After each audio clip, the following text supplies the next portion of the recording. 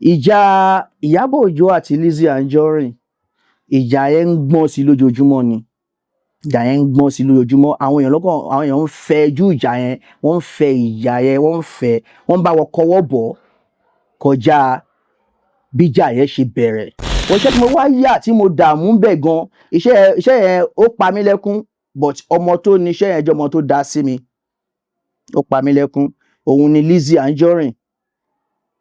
òun ló ní iṣẹ́ yẹn mo lè sọ ó hà yí pé 70% àdàrí tó méjì lọ gbé sórí iṣẹ́ yẹn o èmi àti Lásùnrè lọ gbé sórí iṣẹ́ yẹn but 70% iṣẹ́ yẹn mo lè sọ yí pé èmi ni mo yà pẹ̀lú wàhálà pẹ̀lú làágùn pẹ̀lú ìdààmú gan pẹ̀lú ìdààmú gidi gan èmi nìkan ṣe pẹ̀lú kámẹ́rà bíi 4 ta lo crate ta lo everything nínú Ìdúmọ̀tà kí n lọ yaṣẹ́ nínú Ìdúmọ̀tà ẹ̀mí director yẹn á fẹ́ bọ́ tí n bá sáré lọ báyìí tí n bá padà báyìí kìnnìkan aṣọ mo tún lọ sórí omi mo tún lọ ya iṣẹ́ yẹn òun ni Kofo the first lady iṣẹ́ yẹn ni Kofo the first lady mo tún lọ sórí omi mo tún lọ ya iṣẹ́ nínú ship nǹkan kódà gan Ìyábọ̀ Òjó náà wá sínú iṣẹ́ tí mo sọ wọ́n dẹ̀ ń jà lásìkò yẹn bọ̀ ní ẹ ṣáà pé ó wá sí ibi iṣẹ́ yẹn so àyà sí nǹkan mo ní àwọn àfòsí omi ní ọ̀dà mi ò lè fò sínú omi o mo ṣáà mo bá ṣáà ṣe iṣẹ́ wa bá ṣe ṣiṣẹ́ yẹn wọ́n ṣáà lérò pé ó fò sínú omi nínú ship láti yá iṣẹ́ yẹn láti hang odindi màálù Lizzy kudos to her ó náwó lórí iṣẹ́ yẹn gan kudos kò tẹ̀ ń ya iṣẹ́ rárá àdáná ó náwó lórí iṣẹ́ yẹn gan ó dẹ̀ mọ nǹkan tó ń ṣe but àdó ìdí ọ̀rẹ́ wa gbéṣẹ́ fún marketer wa méjì ni wọ́n gbé síbi as a director so èmi àti Lásùnrè wọ́n gbé as a director sórí iṣẹ́ yẹn but gbogbo nǹkan tí Lásùn fi ṣiṣẹ́ lórí iṣẹ́ yẹn ṣé kò mi rò bójú 2 days or 3 days lọ bí 30% ni ó yà but èmi mo yá di gbogbo nǹkan tó kù and of the world máa gbéṣẹ́ yẹn jáde wọn ò forúkọ mi sí inú caption yẹn as a director so wọ́n torí pé Lásùn lórúkọ forúkọ Lásùn síbẹ̀ wọ́n forúkọ mi sínú ìpolówó as a director but inú kí gbàjẹ́ máa jáde kò sórúkọ mi bẹ́ẹ̀ marketer ló ṣe iṣẹ́ yẹn ó gbomi lójú mi pé èmi náà bí mo ṣe mọ iṣẹ́ yìí tó Ọlọ́run á fún mi lókìkí màá dẹ̀ lógo màá dẹ̀ rógo mi lò lágbára Ọlọ́run ọba so bó ṣe jẹ́ nìyẹn. ẹ ṣeun ọba ẹsàn kankan sì tó rẹ pé àtọ̀fẹ́ kẹ́kọ̀ọ́ bá mi sọ̀rọ̀ díẹ̀ ni torí pé ẹ ní Lizzy Anjorin ló ní iṣẹ́ tí ẹ dárúkọ tí ẹ ṣe wípé nígbà yẹn náà Ìyábọ̀ Òjó tó yẹ pé ó jẹ́ ẹni tó yẹ pé òun àti wọ́n jọ ní ọ̀rọ̀ gbọ́n mi sí omi òótọ́ bàbá báwo lẹ ṣe wá ráyè convince Ìyábọ̀ Òjó tó fi lè ráyè àti wá sórí set wọn torí pé àwọn méjèèjì wọn ò jọ rẹ́ báwo lẹ ṣe ọ̀nà owó lẹ gbé gbà. no ṣe rí tí n bá sọ pé mo convince ẹ mi kọ́ ni mo convince ẹ òun fúnra rẹ̀ ló rò ipò yẹ kóun wá ṣe torí èèyàn kan ò lè force èèyàn láti ṣe nǹkan àti wípé ìjà Ìyábọ̀ Òjó àti Lizzy Anjorin ìjà yẹn ń gbọ́n sí lójoojúmọ́ ni ìjà yẹn ń gbọ́n sí lójoojúmọ́ àwọn èèyàn ń fẹ́ ju ìjà yẹn wọ́n ń fẹ́ ìjà yẹn wọ́n bá wọn kọwọ́ bọ̀ kọjá bíjà yẹn ṣe bẹ̀rẹ̀ wọ́n bá wọn kọwọ́ bọ̀ ni so ìjà yẹn ò tí ì fẹ́jú tó tásìkò yìí nígbà yẹn náà lọ́hùn but as a tó bá jẹ́ professional actor ṣá tó jẹ́ professional artist so ó láti mọ̀ yìí pé kò sí àjàdíjú nínú iṣẹ́ tíátà ohun tó fi kọ́ àwa nìyẹn ọ̀tá ẹ̀ tẹ́ẹ̀kì jọ ń sọ̀rọ̀ tíṣẹ́ bá parí pọ̀ ó gbọ́dọ̀ ní choice ju wípé kó o ṣe lọ as a professional so mi wàá lè mọ̀ sọ level tí wọ́n ti fàdé lásìkò yìí o bí iṣẹ́ ṣe rí nìyẹn. bàbá lẹ́yìn ìgbà tẹ́ wá bẹ̀rẹ̀ ìrìn àjò tí ẹ̀ ń rìn ti eré orí ìtàgé tí ẹ̀ ń ṣe torí pé ẹ ti fi yé wá sẹ́yìn pé iṣẹ́ yín pín sí ọ̀nà méjì ṣùgbọ́n kí tó wọnú eré orí ìtàgé gangan tí ẹ̀ ń ṣe lọ́wọ́lọ́wọ́ tó jẹ́ kódà pé òun ni gbogbo ayé fi bẹ́ẹ̀ mọ̀ yín sí torí ọ̀pọ̀lọpọ̀ ẹlòmíì gan ò tiẹ̀ mọ̀ pé bóyá ẹ̀ ń kọ́lé ẹ̀ ń níṣẹ́ míì tí ẹ̀ ń ṣe kí ni ìdojúkọ tí ẹ ti bá pàdé látìgbà tí ẹ ti ń ṣiṣẹ́ pé à ń báyàn kọ́lé ẹ̀ ń ṣe ìdojúkọ lè rántí tẹ bá pàdé tó yẹ pé ẹ lè gbàgbé láàrin ẹ̀yin àti oníbàárà yín. Ìdojúkọ tí mo bá pàdé ó pọ̀ but a ti fi kọ́ wa wípé in any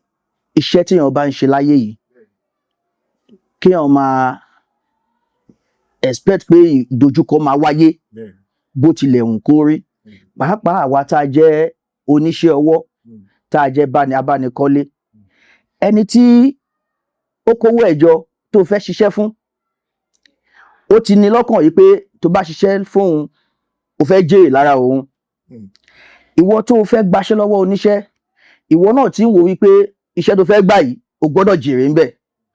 so ìdojúkọ máa wáyé nítorí pé kò sí kọ́sítọ́mà kan láyé yìí tó máa ń nígbàgbọ́ nínú ẹni tí kò lè nígbàgbọ́ díẹ̀ kò lè ní 100% ìgbàgbọ́ nínú ẹni tó fẹ́ gbéṣẹ́ fún because láti wọ̀ kí àwọn oníṣẹ́ ọwọ́ wọ́n máa jẹ mí pa ni pàdé pé fọlọ́run ọba yìí pé láti ìgbà tá a ti ń ṣe iṣẹ́ yìí náà a fìgbà kan disappoint customer mo sì ní customer over 30 years tí mò ń bá ṣiṣẹ́ up to now so mo sì ní over 25 28 mo ní customer tó tọ́jú ẹ̀ ti pẹ́ lọ́wọ́ mi tí a jà tá a ṣe tó gbà téèyàn máa ṣe dáadáa sí wọn and ìwọ̀n tó wá fẹ́ dàbí ìdojúkọ ojú wípé bóyá ká gbaṣẹ́ kíṣẹ́ yí mọ́yàn lọ́wọ́ iṣẹ́ kan yí wọ́mọ́ mi lọ́wọ́ ní ọdún kan iṣẹ́ casting níṣẹ́ yẹn ní ìlú Ìjẹ̀bú Mòdìmọ̀sán ni mo ti gba contract yẹn láti ọdún yẹn di ìsinmi ìdíjẹ̀bú Mòdìmọ̀sán mọ́. kí nìdí bàbá. mo gbé ìbà mo káwọ́ sókè fún ìlú yẹn kí ni ìdojúkọ mi níbẹ̀ ni pé mo kó àwọn workers mi lọ almost 40 either 48 or 49 òṣìṣẹ́ ni mo kó lọ sí Mòdìmọ̀sán mo fẹ́ káwọn èèyàn kí wọ́n kẹ́kọ̀ọ́ nínú mo ṣe ń sọ story yìí mo wá kó àwọn òṣìṣẹ́ mi lọ síbẹ̀ yẹn church ni tí mi ò bá ṣe mistake bóyá ṣọ́ọ̀ṣì yẹn nìkan ṣoṣo ló ṣì máa wà ní Mòdìmọ̀sán ọ̀ kí mi tó ti wà ọjọ́ tó mọ̀ sọ ni wọ́n ti pẹ́ díẹ̀ mo ti gba owó lọ́wọ́ ẹni tí client mi láti Èkó ń bì báyìí mo ti bílẹ̀ pé iye báyìí mo fẹ́ fi ṣe casting níṣẹ́ yìí wọ́n ti kan pákó wọ́n ti dè irin sínú ẹ̀ so àti wá kó mixer machine and everything lọ so wọ́n ti to bambú wọ́n ṣe fi tó gba àwọn workers bẹ̀rẹ̀ ṣẹ́ wọ́n ti mú ẹ̀pá wọ́n ti ń ṣe gbogbo nǹkan tó fẹ́ ṣe wọ́n ti bẹ̀rẹ̀ sí ru kọnkéré bàbá a máa ru kọnkéré sórí ilé yìí tí mò ń sọ yìí a máa rú dé ìlàjì iṣẹ́ bí iṣẹ́ almost 8-9 hours a tún wálẹ̀ wíì a dà sílẹ̀ ó máa já sílẹ̀ bí rafter concrete ṣe rafter wọ́n fẹ́ fi concrete yẹn ṣe rafter mean bóyá ibi tó máa ń kan páànù lé sí yẹn sọ pé wọ́n lè fi igi ṣe rafter wọ́n lè fi irin ṣe rafter wọ́n wá fi concrete ṣe rafter máa form V so orí kí ni òun lára fi fẹ́ concrete ṣe gbogbo ẹni pé ṣọ́ọ̀ṣì ni ó fẹ̀ wọ́n fẹ́ kí wọ́n rí igi sí àárín ẹ̀ a dẹ̀ fi ṣe wẹ̀ láì mọye ìgbà bá a ṣe ń kún bẹ́ẹ̀ ló ń wálẹ̀ ẹ̀kíní ẹ̀kejì ẹ̀kẹta mo bá jókòó mo bá bú sẹ́kún gbà pé àgbèsè dé iṣẹ́ ẹjọ́ kan ó ti di iṣẹ́ ẹjọ́ méjì ó tún wá fún bẹ́ẹ̀ ẹjọ́ kejì bẹ́ẹ̀ kan ṣe ń bọ́yọ́ kí arákùnrin yẹn wá ń bí kí ló dé tẹ́ kákò wọn ò ṣiṣẹ́ mọ́ ní mo ní gbèsè ti dé ni iṣẹ́ tí mò ń ṣe mo ti kún iṣẹ́ yẹn tó yẹ pé yẹ ká ti parí ẹ̀ láàrin bí 8-10 hours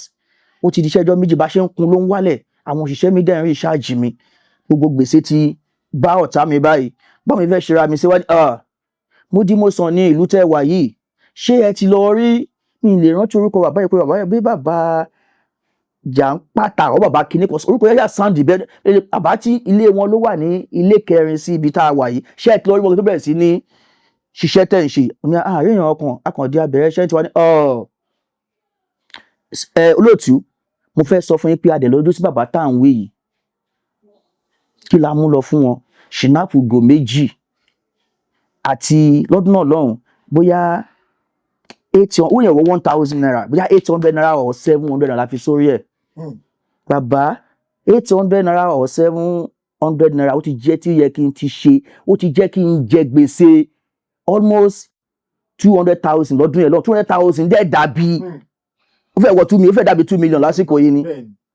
tá a fún bàbá yẹn kí ni ọwọ́ kan tá a kún kí ni ìdúró tí ìyẹn kan ò dẹ̀ ṣẹlẹ̀ sí o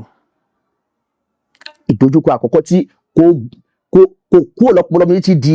di ọ̀la gbàdúrà débẹ̀ wọ́n ní mọ́ Mòdìmọ̀sán ni wọ́n ní Mòdìmọ̀sán tá à ń sọ̀rọ̀ fún yín nílùú Ìjẹ̀bú yìí nígbà ìran sọ sórí ẹ̀ fún wa pé kò sí first man kankan tó lè wọ uniform wọnú ìlú yẹn lọ mú yàn bẹ́ẹ̀. lọ mú yàn bẹ́ẹ̀. wọ́n láti gbà tó gun kan ti ṣẹlẹ̀ ni wọ́n ti yan kinní yẹn bóyá ọlọ́pàá níbi ẹni tí wọ́n ní dé ní wọ́n ń wọ uniform wọ̀ bẹ́ẹ̀ wọ́n ní ṣèmi náà rí police station mo wá wọnú ìlú yẹn yí kádò tọ́ mi rí police station lọ́dún yẹn lọ́rùn bí wọ́n ti wá nísìn mi ò lè sọ. so gbogbo àwọn experience yẹn nìkan tí èèyàn máa ń bá pàdé ní inú iṣẹ́ gbígbàgbà míì but tó bá jẹ́ tó strong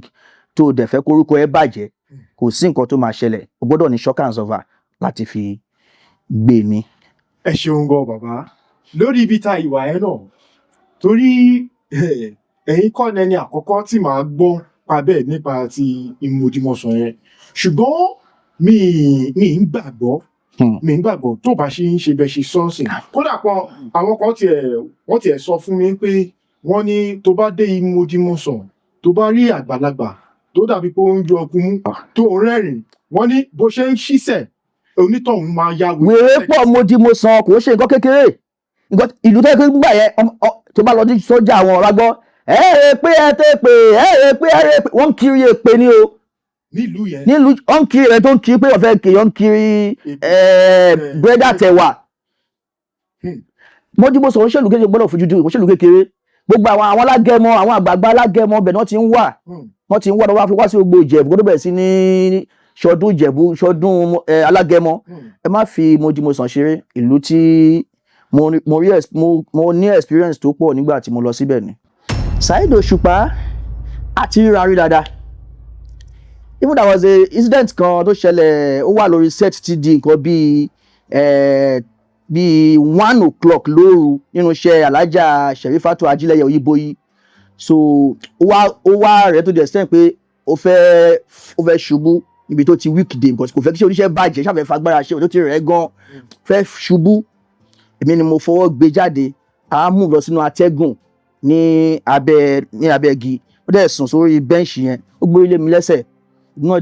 àdẹ̀ ń pe àwọn nǹkan kéékèèké tá a lè pè tá a kọ́ lọ́wọ́ ẹ̀yìn àgbàlagbà àṣà ń pè